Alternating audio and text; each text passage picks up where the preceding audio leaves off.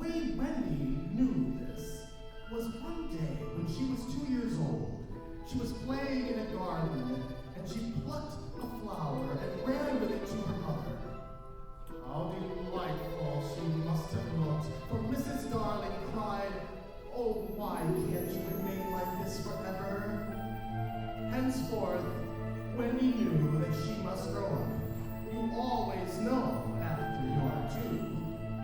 2 is the beginning of the end.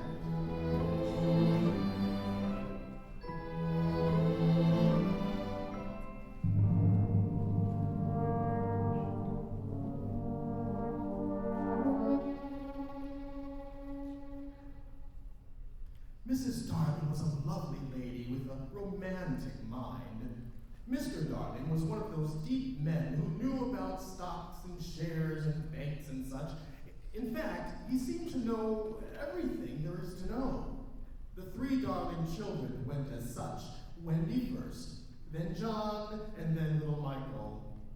They had a nurse for the children, a prim, silk-eared, Newfoundland dog named Nana.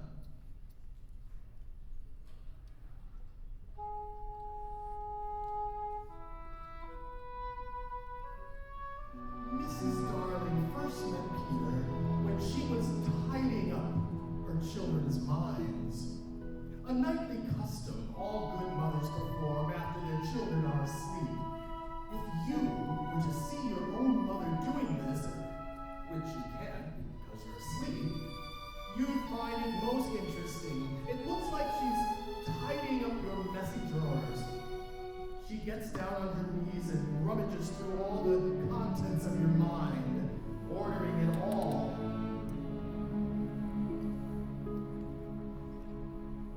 When you wake in the morning, all the naughty things and mean thoughts you went to bed with are folded up, small and placed in the bottom of your mind. And on the top, beautiful air are spread out, your prettiest thoughts, all ready for you to put on. Have you ever seen a map of a child's mind? All are confusing, a sort of Neverland, where skipping stones and chocolate pudding are first days of school lived side by side. Neverland is always an island. It has caves and pirates and children forever playing on its magical shores. In John's mind was a lagoon with flamingos flying over it, while Michael, who was very small, had a flamingo with lagoons flying over it. Wendy had a pet wolf forsaken by its parents, living in her mind. It was there, inside their children's minds, that Mrs. Darling first met Peter Pan. Wendy told her mother, in a matter-of-fact way, that Peter often came into the nursery at night. But how could he get in the house? Asked Mrs. Darling. The nursery is 30 feet off the ground. Through the window, replied Wendy. That's why there are those strange leaves on the floor in the morning when you come to wake us, Mother. Wendy, said Mrs. Darling nervously, I don't believe you have been dreaming. All the stars were watching that night, and when Father and Mother left their home for dinner and walked down the snowy street away from their children, the children's nightlights went black, and the smallest star in the sky screamed out, "Now, Peter!" A twinkling, dazzling light darted into the nursery. It was a furry little Mary, no bigger than your fist, named Tinkerbell. In the time it's taken me to say her name, Tinkerbell rummaged through the wardrobe, knocked all the books off the shelves, toppled all the toys, all in her determination to find Peter's lost shadow. Then the window blew open, and Peter Pan dropped to the floor. Where have they put my shadow, Tink? She started flitting about. In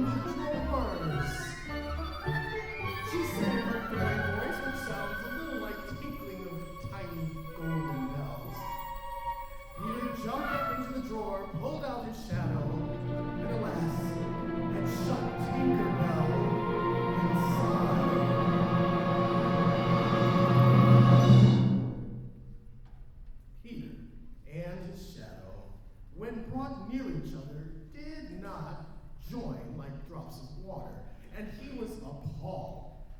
He sat right down on the floor and cried. His sobs woke Wendy, who was pleasantly interested in the sight. Boy, what's your name? Peter Pan, what's yours? Wendy, Myra, Angela, darling, she replied. Where do you live, Peter? Second star to the right, then straight on till morning in Neverland. Is that what they put on your mother's address? Don't have a mother. Oh, Peter, no wonder you were crying. I wasn't crying about mothers, Peter said indignantly. I was crying because I can't get my shadow to stick on. Besides, I wasn't crying. Wendy immediately took out her needle and thread and sewed the shadow back on for him. But how old are you, Peter? Peter frowned. I don't know. I ran away the day I was born because I heard my father and mother talking. They were planning what I'd be when I became a man. But I don't want to grow up. I want to be a boy and have fun forever. So I ran away to live with the fairies. Peter, asked Wendy, if you don't have a mother, with whom do you live? With the lost boys, the children who fall out of their carriages when the grown-ups are looking the other way. And I'm their captain. But we are lonely sometimes. None of us know any stories. Oh, Peter, said Wendy, I know lots of stories. Wendy, do come away with me and tell the other boys. Oh dear, I can't fly. I'll teach you to jump on the wind's back, and then away we go. Come on, Wendy. But what of Mother? Oh, I really can't. There are mermaids, said Peter slyly. Oh, really? Said Wendy. Peter knew he almost had her now. You could tuck us in at night and mend our clothes. You could be our mother. That did it.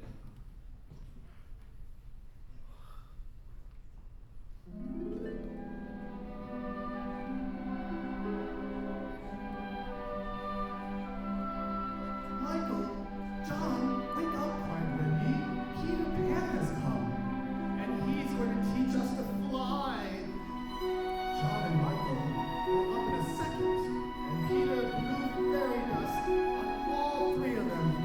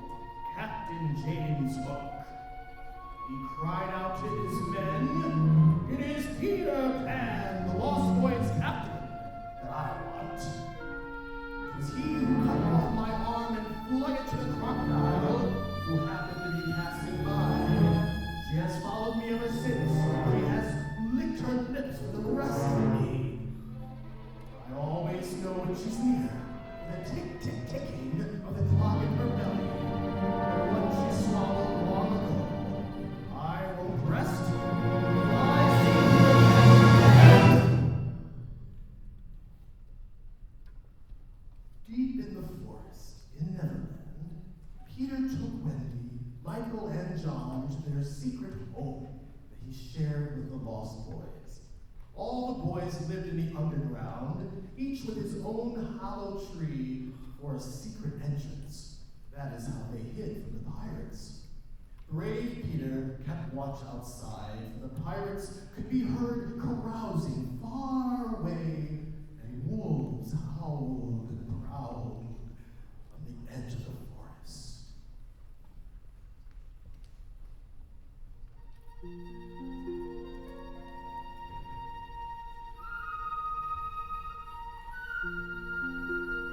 Wendy whispered, "Peter, Wendy,"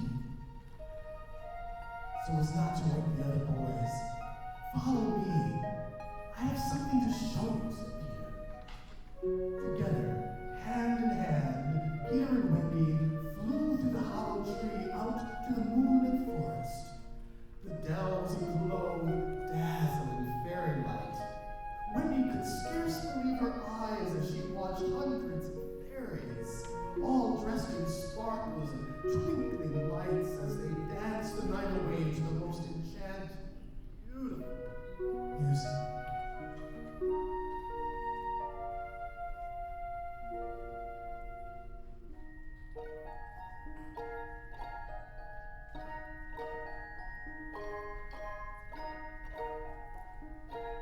Peter smiled. Fairies began a long time ago when the first babies laughed for the first time. Its laugh broke into 1,000 pieces, and all the pieces went skipping about. Each piece became a fairy, and that's how fairies began.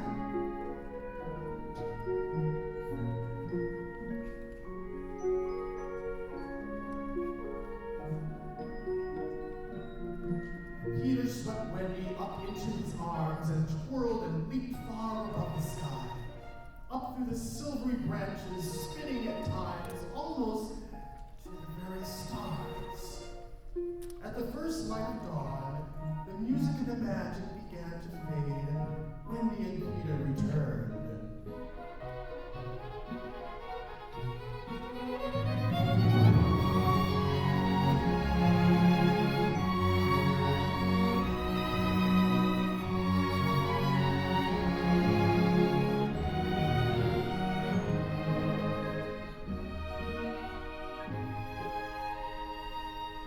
Someone was spying on them, his silver hook glistening in the moonlight.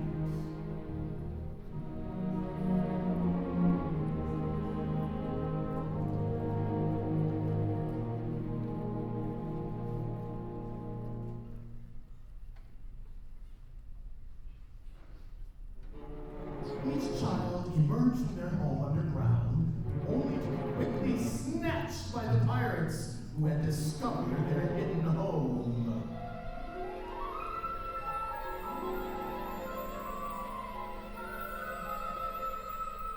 Hook himself, a true gentleman, offered his arm to Wendy to escort her personally to her captivity on board the Jolly Roger pirate ship.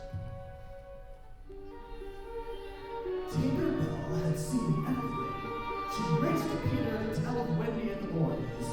The moon was riding high in the cloud when Peter emerged to set upon his perilous quest. On his way toward the ship, he spotted the crocodile. And the clock in the creature's belly must have stopped, for there was no clicking, no sound at all. He swore to himself, "Hook on me this time." Aboard the foul ship, Jolly Roger, the pirates were gloating over their victory. Hook had all the children chained so they could not fly away. Wendy tied to the mast. Hook took a swaggering step toward her. "So, my beauty, are you ready to see your boys walk the plank?" Suddenly, Hook froze. Tick, tick, tick, tick, tick. Hook fell in a heap. "Hide me," grasped his men.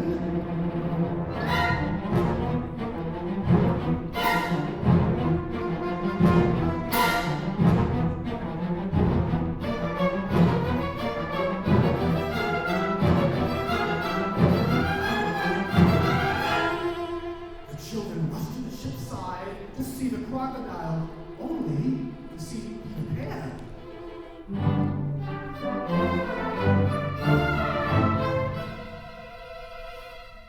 Peter slipped slyly on board and stopped his tipping because it was really Peter making that sound. He quickly handed the pirates' weapons to his boys, then untied Wendy and wrapped himself in Wendy's cloak. "Captain," said First Mate Smito, "the ticking has stopped. So the crocodile is gone, but that girl has brought nothing but bad luck." "Hey, so she has. So let's throw the girl overboard." Hook approached the mast. Peter hid his face in the cloak. The pirate crowded around saying, "No one can save you now." "There's one who can," cried Peter. In a voice like Wendy's. "Who's the hook?" "Peter Pan, the Avenger." Peter said,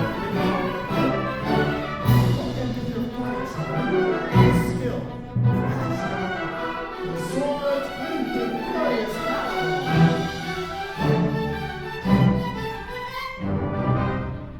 Hook was at the long last. He was backed up against the side of the ship. Seeing Peter advancing steadily toward him, with his sword ready and poised, Hook leaped up onto the side of the ship to cast himself into the sea for safety. Little did he know, the crocodile was waiting for him. Its jaws wide open.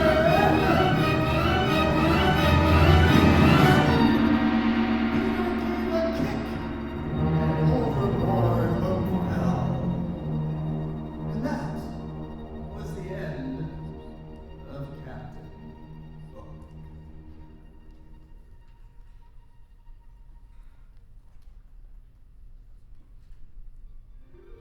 The following evening, hundreds of shimmering lights readied the ship for the return voyage, magically mending the sails and sprinkling fairy dust everywhere they went.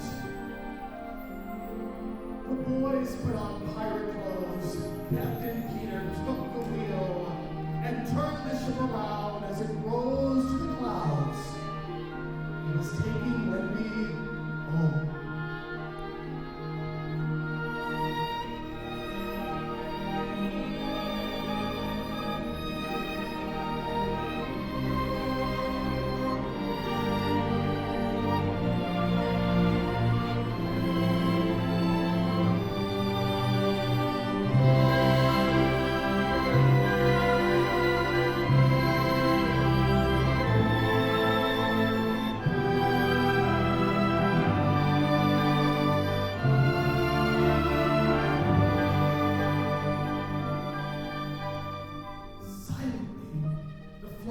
Sailed through the night over the still streets of London and came to rest near the children's bedroom window.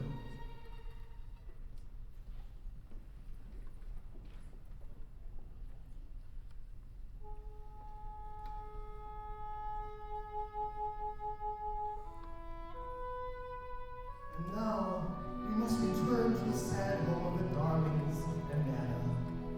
Observe, my friends, that the nursery window, after so long a time since the children flew away, is still wide open. When Wendy and John and Michael flew into the room, there could not have been a lovelier sight. But there was no one to see them except the strange boy staring up at the window. His life was filled with joys that other children could never know, but Peter was looking through the window at one joy from which he must be barred forever.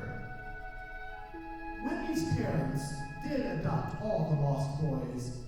"Peter," said Mrs. Darling, "I would like to adopt you too." "Would you send me to school?" he asked. "Yes." "Then to the office?"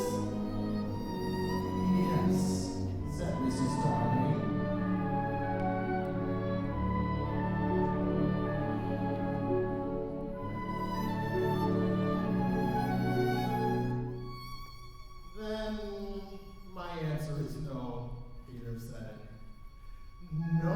was going to catch me and make me a man, Peter watched as the boys who were in their companions, who had been companions for so long, huddled around their new parents.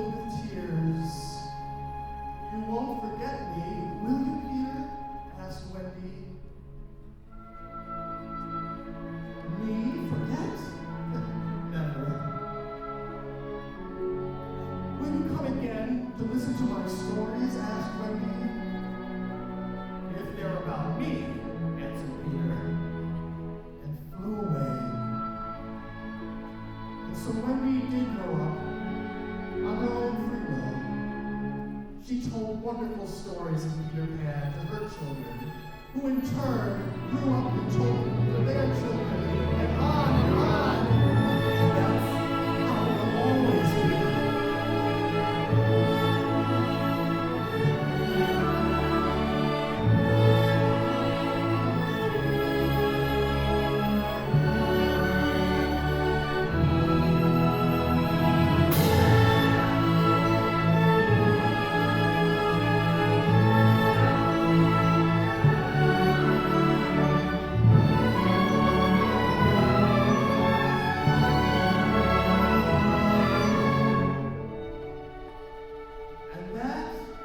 That's how it will always be. As long as there are children who believe.